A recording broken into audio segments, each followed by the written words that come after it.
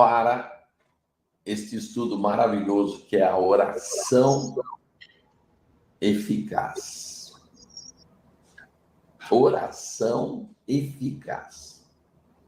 A primeira coisa que eu quero falar para você é que ter que orar, isto é, quando você vai orar, existe um peso. E principalmente quando alguma pessoa diz assim, você tem que orar. Isso é um peso. Parece quase uma obrigação. Mas, na verdade, gente, a Bíblia diz, em Mateus capítulo 6, verso 6, que aquilo que eu faço no secreto, isto é, orar, meu Pai que me vê em secreto, me recompensará publicamente. Então, presta atenção nisso. Isso é uma chave, é um código muito violento e poderoso. Se você quer ter eficácia naquilo que você está orando, é no altar secreto. E vai ter peso? Com certeza. Gente, toda hora que você se propõe a orar, é um peso espiritual. Sem dúvida. É um peso espiritual. Então, a hora que você começa a orar, você tem que ver que todo o império das trevas está tentando roubar de você aquilo que você se propôs a orar.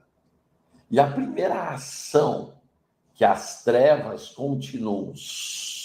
começam contra você é com setas de incredulidade. Deus não está te ouvindo, Deus não vai te ouvir, Deus tem muita coisa para fazer, e isso e aquilo. Tudo mentira, gente. Não há uma só oração que não chegue ao Senhor e que surta seus efeitos. As pessoas têm essa história. Ai, porque eu não recebi nada. Gente, tudo mentira. Isso daí é a ação do diabo, é a incredulidade que ele tenta te pôr quando você recebe uma unção, quando você está orando. Ele tenta te solapar as bases da fé para que você não creia. Então, aprenda uma coisa. Tudo que você ora chega ao Senhor. Deus me usa muito. Às vezes eu estou pregando em uma igreja, ele diz assim, há 10 dias atrás, há 15 dias atrás, fulano e tal estava orando em tal lugar e falou isto, e eu ouvi. Então, você tem que saber, a primeira coisa, diariamente, se você ainda não comprou o nosso livro, né? Que A Lei dos Dois Altares, você tem que ler esse livro urgente, porque ali eu dou ferramentas poderosíssimas para você entrar no sobrenatural, mas, principalmente, neste livro, o que eu incentivo que as pessoas tenham.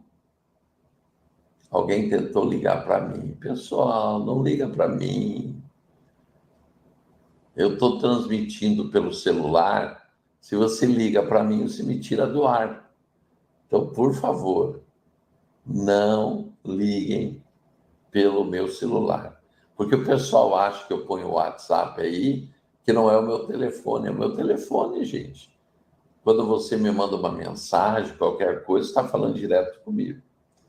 Então, durante a live, por favor, não ligue no celular, nesse WhatsApp que eu pus aí, porque você vai atrapalhar quem está no Instagram, porque eu estou transmitindo ao vivo pelo celular.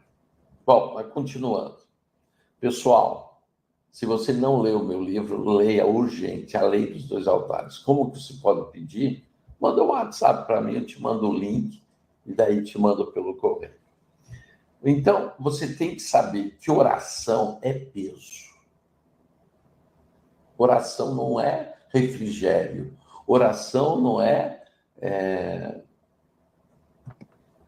tá de férias. Oração é peso. Então, antes eu me perguntava, Senhor, por que eu tenho que orar? Se você já sabe tudo. Não é a pergunta normal isso? Gente, por que eu tenho que orar se Deus já sabe tudo? Segunda coisa muito, que é uma dúvida na mente de todo mundo. Será que minhas orações podem mudar alguma coisa?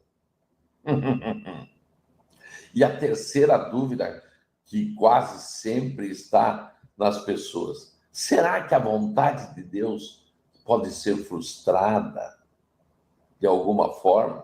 Ou deixe de ser realizada se eu não orar? Essa não é a dúvida de cada um? Muito bem.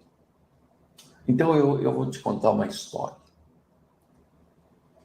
Quando eu tinha 6 anos, olha aqui, 6 anos, eu vinha subindo, 6 anos eu vinha subindo com os meus pais da praia, pela antiga estrada da Graciosa, que liga Paranaguá a Curitiba. E era costume do meu pai parar no meio da serra para a gente tomar a água da fonte. Tinha uma fonte ali na serra, que corria na serra. E paramos ali o carro. Não sei se naquela época eu estava de carro, de caminhão, porque o meu pai tinha caminhão nessa época. E fomos tomar água. Mas eu me lembro muito pouco dessa situação. Normalmente eu me lembro, a história que eu tenho na minha mente é porque é minha mãe e minha irmã que me contaram. Mas alguma coisa eu me lembro. Eu atravessei a estrada sem a minha mãe perceber, sozinho, com 6 anos. Porque a minha irmã estava do outro lado da estrada vendo a paisagem. E eu simplesmente atravessei a estrada, gente. Era uma estrada, uma serra, caminhão, carro o tempo todo. E o que aconteceu comigo? Quando eu olhei a paisagem, o que eu fiz? Eu quis voltar para minha mãe. E na hora que eu voltei, isso eu me lembro, porque foi chocante, que me marcou. Eu dei assim, acho que uns 5 passos, e ali eu descobri por que a minha mãe tinha me proibido de atravessar a estrada. Um carro subindo em velocidade, vem vindo na minha direção.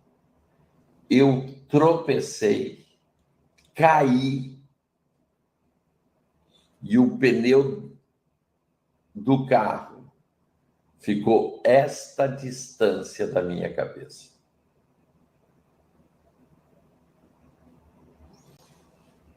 Seis anos. Simplesmente eu passei por isso, que foi um trauma. Você acha que ali parou tudo? Não. Eu estava já com 7 anos, acho que 7 a 8 anos, estava no colégio e eu ia para o ponto do ônibus para voltar para casa. E olhei, não vinha carro e não vinha ônibus.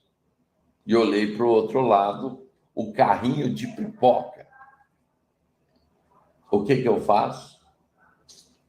Eu olhei para cá, mas não olhei para lá. Atravesso correndo a estrada para ir comprar pipoca. A estrada não, a rua da frente do colégio. Vocês sabem o que aconteceu? Do outro lado, vinha vindo um caminhão Fenemê. E eu novamente caí. E o pneu ficou muito perto da minha cabeça. Então, você já viu que quando eu era pequeno não era fácil, né? E estive perto da morte por mais vezes, 2 vezes pelo menos, depois mais vezes, né? Então, vocês viram todos esses momentos que eu vivi. É óbvio que nada me aconteceu porque houve uma ação de Deus. E hoje, que eu entendo sobre anjos o que eu entendo, eu sei que os meus anjos trabalharam tremendamente, como trabalham até hoje. Então, por que eu contei essa história? Porque a minha mãe sempre me disse, não atravesse a rua, só atravesse com um adulto, não faça isso, não faça aquilo. E todas as vezes que eu não ouvi a minha mãe, eu corri risco de vida. Então, a resposta que eu tenho para você sobre essas 3 dúvidas, vou repetir as dúvidas. Eu sempre me perguntei, e você também, por que tenho que orar se Deus já sabe de tudo? Segunda dúvida, será que minhas orações podem mudar alguma coisa? Terceira, será que a vontade de Deus só pode ser frustrada de alguma forma ou deixar de ser realizada se eu não orar? A resposta, gente, está nessa minha história. Se a Bíblia diz que você tem que orar e você deixa de orar, você está correndo risco de vida. Eu te contei essas 2 histórias da minha infância, porque todas as vezes que eu deixei de obedecer à minha mãe, eu corri risco de vida. Assim também é quando eu desobedeço à Bíblia. E se a Bíblia diz que eu tenho que orar, e ainda me diz que se eu orar, eu tenho privilégios. Por quê? Porque Deus me entrega recompensas públicas. Então, a oração, ela não é uma escolha. A oração é uma obediência. Mas, apóstolo, eu não sei orar. Então, ora em línguas.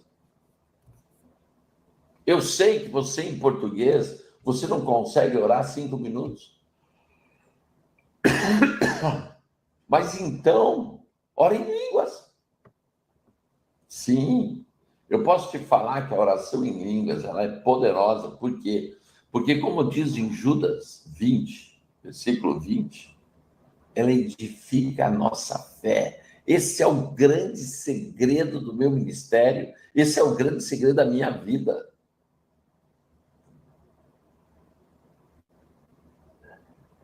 Quanto mais a gente ora em línguas, 1 hora, 2 horas, 3 horas, 4 horas, 5 horas, quantas horas você puder orar em línguas, mais você edifica a fé. E tendo fé, acontece o quê?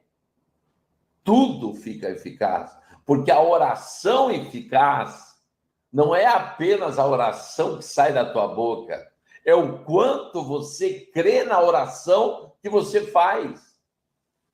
Gente, oração não é loteria. Eu vou orar porque se Deus... Não, a oração, ela se torna eficaz porque ela é crida. E quanto mais você crê na oração que você está fazendo, mais eficaz a tua oração é.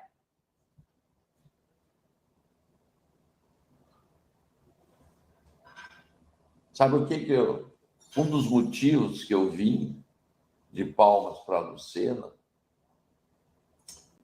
é que aqui eu tenho mais tempo para orar. Aqui eu tenho mais tempo para ficar quieto.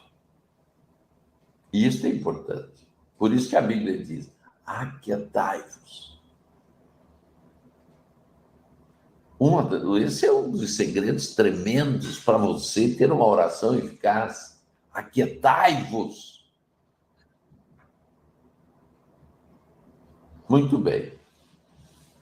Qual é o plano original de Deus? Então, você tem que entender que o plano original de Deus não era que você precisasse orar. Não. Não. Por quê? Por que você não, no plano original, você não precisava orar? Porque Deus dá a Adão e a Eva, certo? E seus descendentes, o domínio sobre a terra. Ele cria Adão e Eva. E ele determina: crescei, multiplicai e dominai a terra. Este era o plano original de Deus. Então, quer dizer, o homem precisava ficar orando? Adão e Eva precisavam orar? Não. Não. Então, você tem que entender que nós estamos falando de domínio. Domínio.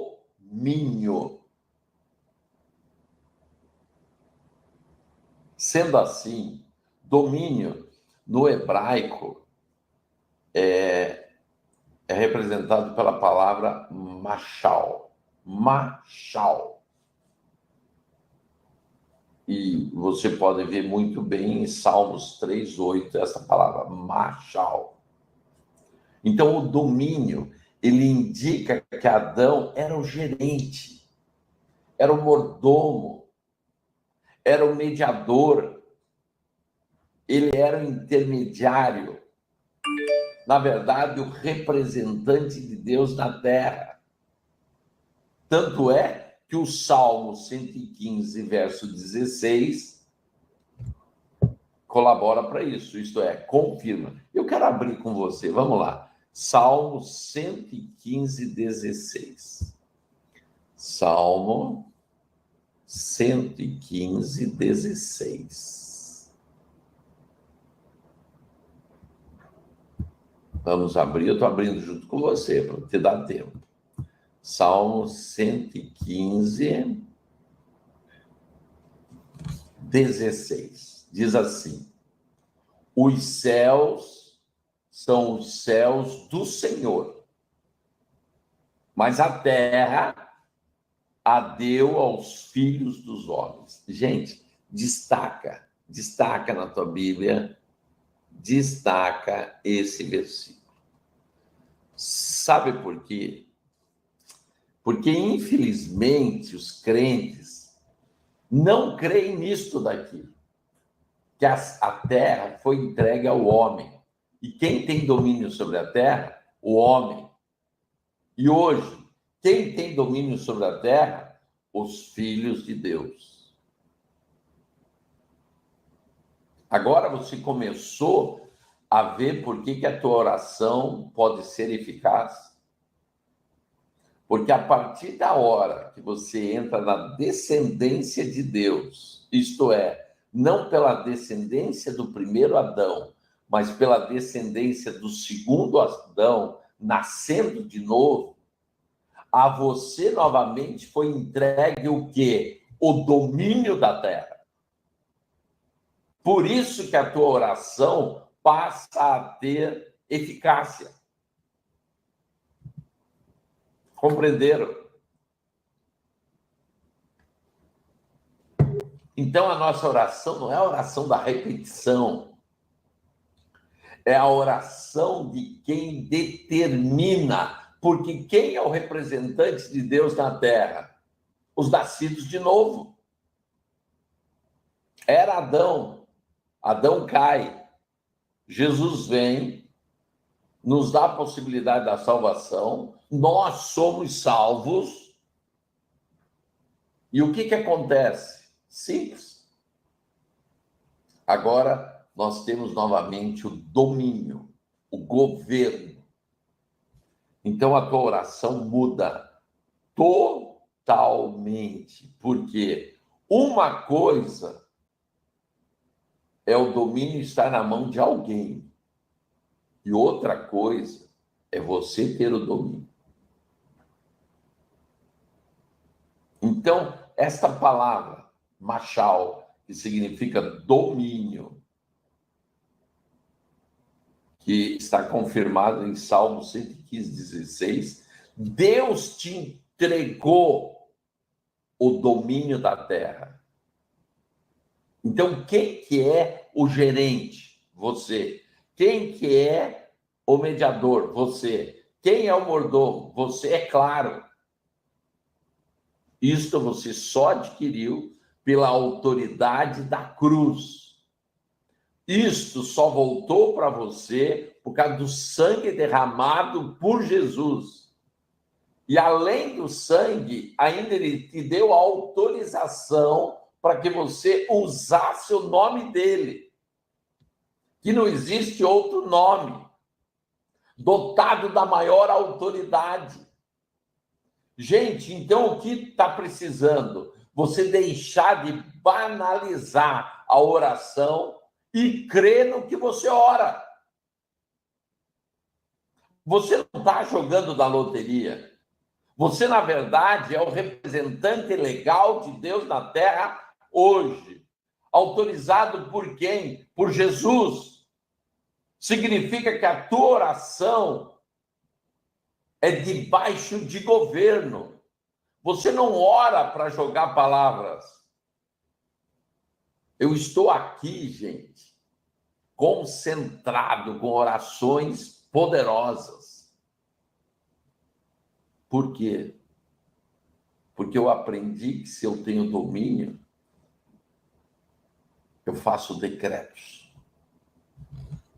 Eu estou decretando sobre a nação brasileira e eu quero que você entre nisso, faça uma relação daquilo que você quer que aconteça no Brasil. Vamos agora usar a artilharia. Vamos agora usar a inteligência. A infantaria já está no campo para se posicionar, mas agora chegou a hora dos crentes usar poderosamente o seu domínio. Começa a fazer decretos que você acha importantes para que sejam feitos. Observe, em Gênesis, capítulo 2, verso 15, a palavra guardar. Vamos lá. Vamos ver o que o Senhor estava falando em Gênesis 2:15. Presta atenção. Sim, hoje você vai... A tua oração nunca mais vai ser aquela oração de enrolação. Gênesis 2:15.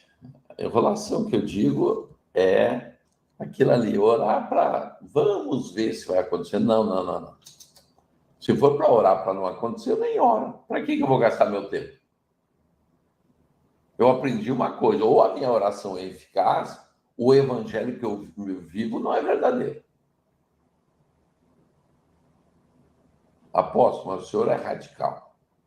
Sou. Quando se fala assim que uma pessoa é radical, é uma pessoa que tem raízes. E a minha raiz está na palavra de Deus, na Bíblia. E a oração da Bíblia é eficaz. É a oração que cura, é a oração que liberta, é a oração que abre porta, é a oração que realmente acontece. Presta bem atenção. Gênesis 2,15. E tomou o Senhor Deus o homem e o pôs no jardim do Éden para lavrar e o guardar. Quer dizer, não só ele cuidaria do jardim, mas ele teria o aspecto policial sobre o jardim. Ele guardaria. Sim, gente, as trevas estão terrivelmente abaladas, porque a Igreja do Brasil decidiu guardar esta nação. É isso que você tem que saber. Nunca se viu uma unidade tão tremenda e tão poderosa como nessas eleições. E a igreja orando, e a igreja jejuando. Sabe o que é isso? Nós estamos desempenhando o nosso lugar na face da terra. Isto é, guardar a nação brasileira das trevas. Então, o guardar no hebraico, sabe o que significa? Chamar. Chamar. Que é o quê? Zelar, proteger. Então, o que é, na verdade, representar alguém? Quando você representa alguém, você está cumprindo a vontade de ser representado. E é isso que você tem que saber. Quando você está orando, você apenas está cumprindo a vontade de Deus da terra. Então, quer dizer, não é algo que você diz, oh, Senhor, faça isso. Não. Ele já determinou que se faça. E agora, você, que é o representante dele, que tem a função de domínio e de guarda, invocam esse direito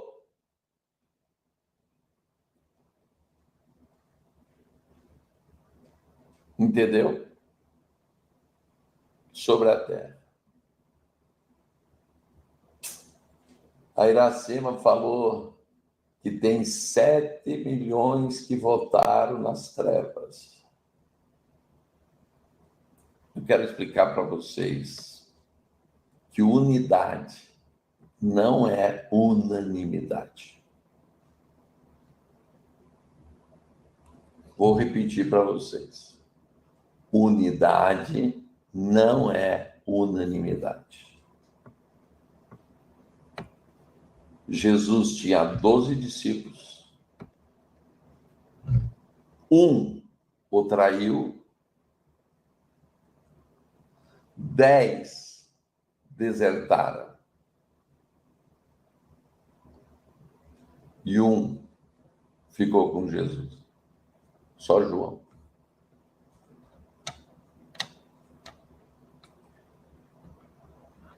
Então eu quero te falar o seguinte: a unidade do céu na terra não é os que estão em volta de você, é você. Se você estiver alinhado com o céu, a tua voz é poderosa. Palavras da rainha da Inglaterra, na época de John Wesley. Prefiro enfrentar os exércitos do mundo do que John Wesley de joelho. É isto que nós estamos vivendo. Gente, todo mundo profetizando que chegaria um avivamento, e vocês acham que o avivamento é como? O avivamento se manifesta na hora da luta, na hora dos problemas, na hora da dificuldade. É a hora que o exército do Senhor se torna eficaz nas suas orações. Então chegou a hora de você realmente se levantar e começar a fazer decretos poderosos, reivindicar as promessas de Deus. Você é o mordomo, você é o gerente, você é o cara que Deus pôs aqui para representá-lo. Agora eu te pergunto, é fácil representar a Deus?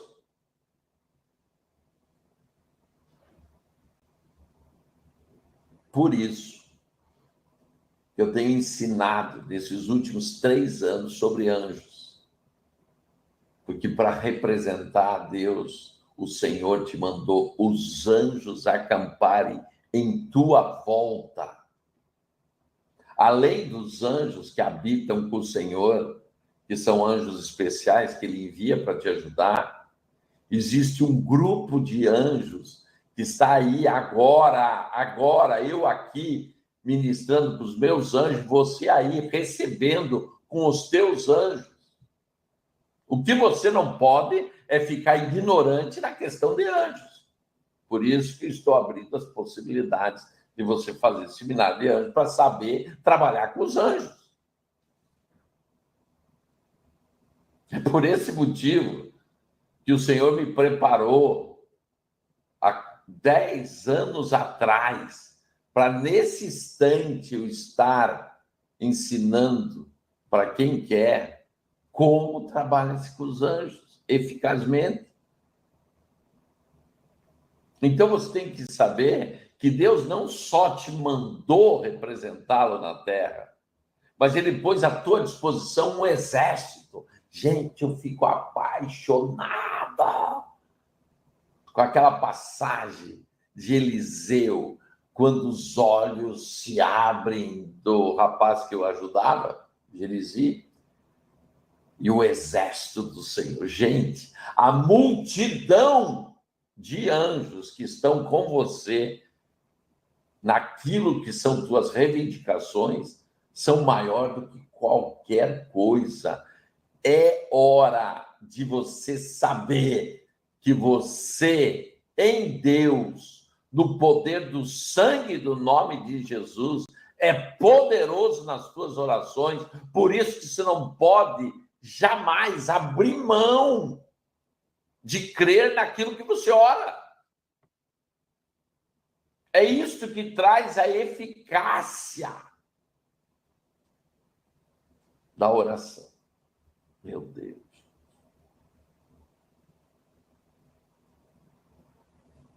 Você não está sozinho. No mínimo, cada um que está me ouvindo agora tem 2 anjos aí no teu lado, que é o anjo pessoal e o anjo ministerial. No mínimo. Mas eu sei que tem mais. Para de se emocionar. Eu vi um anjo. Ué? O ver é o normal, o não ver que é o anormal.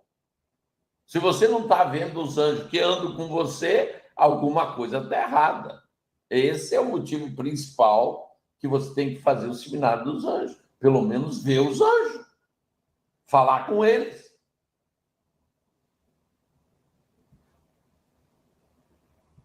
Quer fazer o seminário dos anjos, né? Então, deixa eu pôr aqui no YouTube outra vez o meu WhatsApp, que saiu aqui. Então, está na hora de você mandar um WhatsApp para mim, para te mandar o link, para você não perder essa turma ainda esse ano sobre os anjos. Gente, você tem que saber que essa ministração eu programei para fazer hoje e amanhã. Ela não acaba hoje, tá? É muito longa, tem que falar muitas coisas. E nós estamos chegando ao final. Então, compreenda o seguinte: você não está sozinho para representar o Senhor. Primeira coisa. Segunda coisa, Deus nos fez semelhante a Ele para representá-lo na terra.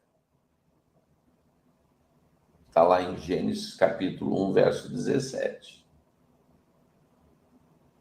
ele diz assim, a nossa imagem e semelhança. Você sabe o que significa imagem em hebraico?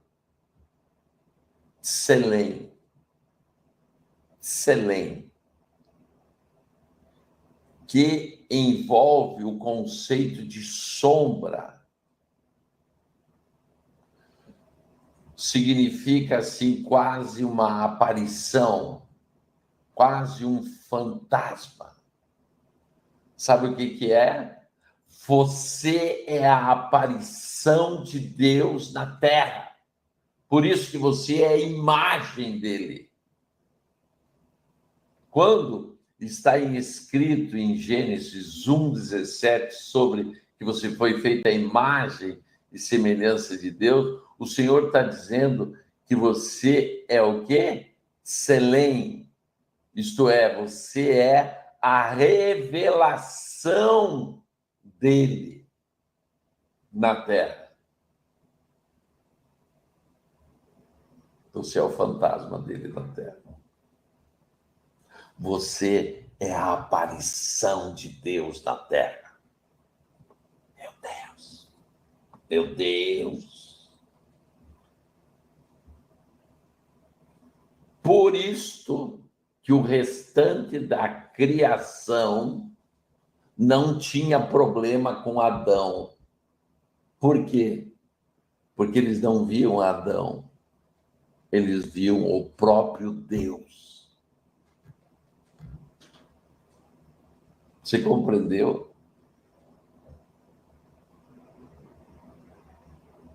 Gente, a glória de Deus te envolve agora. Você nascido de novo, a glória de Deus te envolve. Você é a aparição de Deus na terra, porque a glória dele e o espírito dele estão em você. Por isso que a natureza não vê você, vê Deus.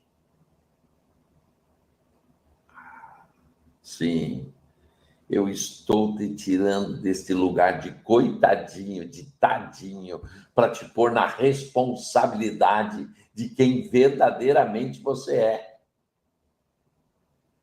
Você é o representante de Deus na Terra. Significa que você é a aparição dele na Terra.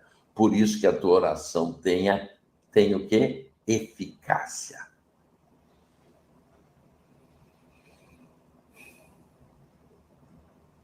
Diga comigo, eu sou Selem de Deus na Terra. Sou a imagem de Deus na Terra. Olha, por isso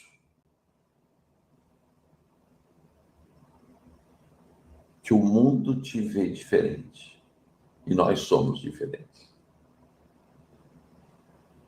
Fomos resgatados da queda. E manifestamos hoje a glória de Deus. Então, a glória de Deus, em hebraico, kavod. Kavod significa literalmente pesado. É isso que você tem que saber. Por que quando você ora é pesado? Porque a glória de Deus, ela é pesada. Kavod. Você poderia até dizer que é cabote, porque o V e o D, o V e o B são a mesma letra, né? Mas é kavod. Significa o quê? Pesado. Ou importante. Então, claro que está ligado tudo isso ao conceito de autoridade. É isso que você tem que entender. Logo, Adão, logo você hoje representa Deus com plena autoridade. Por que a tua oração não é eficaz? porque você faz uma oração de pedinte. Você não faz uma oração de quem é a autoridade. Você aprendeu a pedir e não a mandar. Mas, apóstolo, eu mando em Deus? Não. Você é a imagem de Deus mandando na terra. Você tem que saber que a tua oração não é para cima. A tua oração é horizontal. É para que você exerça o pleno domínio. Para que você exerça aquilo que Deus te entregou para você ser mordomo, gerente. A tua oração é contra as trevas e é liberando os anjos. O problema é que nós aprendemos que a oração é só um pedido. Não, existe a intercessão. Mas você tem que começar a usar o outro nível de oração, a oração eficaz. Aquela oração que você sabe quem você é e a partir de então faz o quê? Determina. Meu Deus! Você não está arrepiado aí? Hã? A glória, a unção vai nos tomando cada vez mais. Então, se no hebraico a glória é kavod, no grego ela significa dosha. Dosha. E dosha envolve o conceito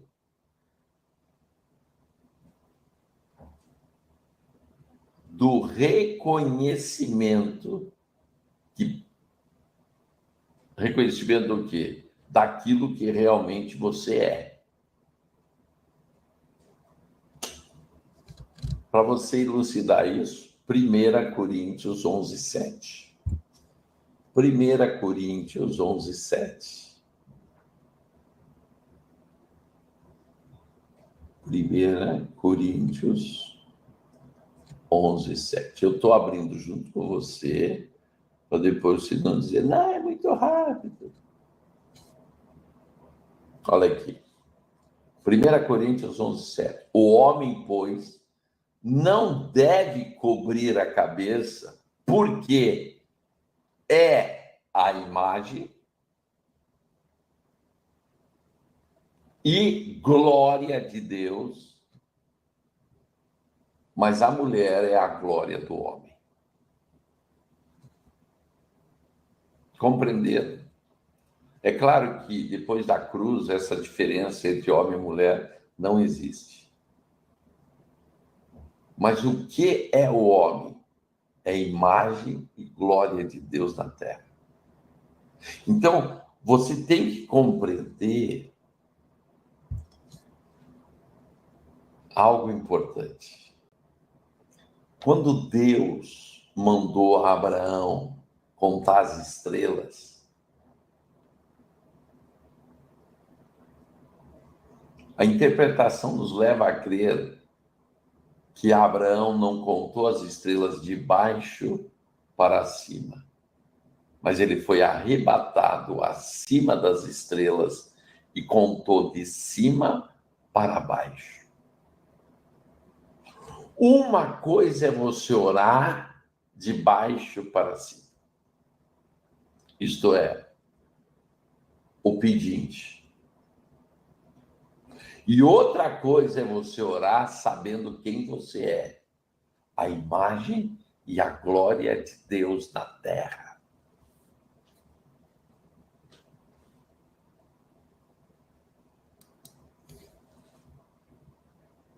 Por isso, essa oraçãozinha religiosa, eu nem me interesso a fazer. Sabe por quê? Porque eu não sou religioso. Eu sou a imagem e a semelhança de Deus e manifesto a glória dele na terra. Significa, a minha oração está na proporção diagonal de cima para baixo. E é isso que eu quero despertar em você. Você não está pedindo, mas como representante de Deus, você está determinando o que vai acontecer. E eu quero dizer para vocês que nada ficará oculto e escondido no Brasil, mas tudo será conhecido e revelado em nome de Jesus. Por isso que eu estou agora usando este nível de oração, a oração eficaz.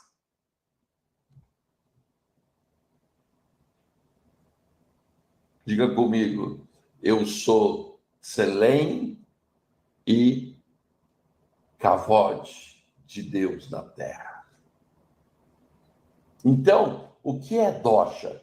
Que é a mesma coisa que glória em grego. Nada mais é que é o reconhecimento de quem realmente eu sou. Eu sou o quê? A imagem e a glória de Deus na terra. Para de ser tadinho. Parece que ainda você continua nas trevas.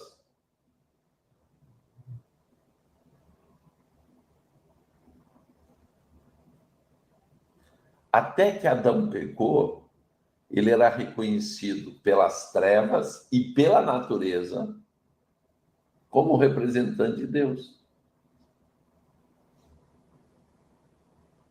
Então, para nós sermos reconhecidos como verdadeiros representantes de Deus, devemos ser transformados de volta à imagem de Deus. E de glória em glória ser a glória de Deus. Compreenderam? Por isso que é importante você tomar uma posição. Se você quer continuar no pecado, infelizmente, você não vai ser a imagem, a semelhança e a glória de Deus na terra. Você continua sendo a imagem e a semelhança das trevas na terra. É claro que para você exercer essa autoridade que eu estou te falando, você tem que optar por uma vida de santidade. Claro, sem dúvida. Meus amados, para você ser reconhecido com esta autoridade, você tem que crer nela. Agora eu te pergunto, e por que Deus correu tanto risco dando autoridade ao homem? Eu quero te dar uma resposta. Porque, na verdade, ele queria uma família.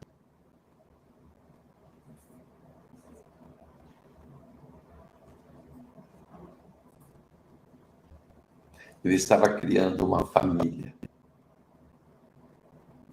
Como rei, para exercer domínio do seu rei.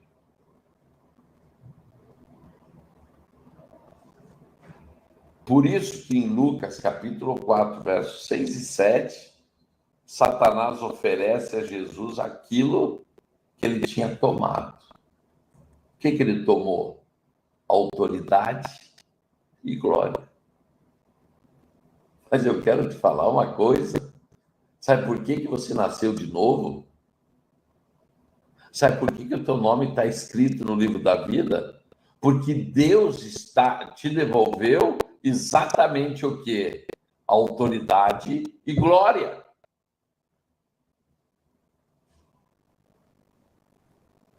E agora, uma autoridade e glória, você tem que ter a obrigação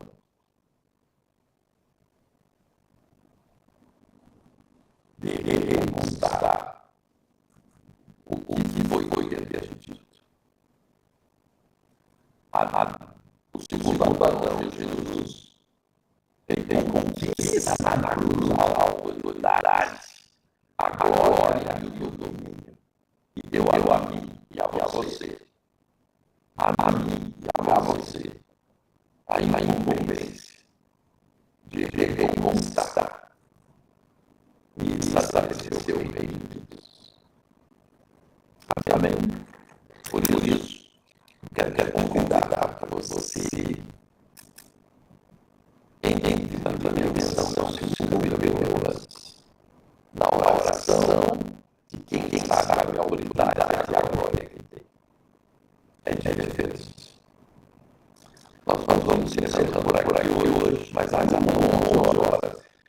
continua a segunda parte desse estudo maravilhoso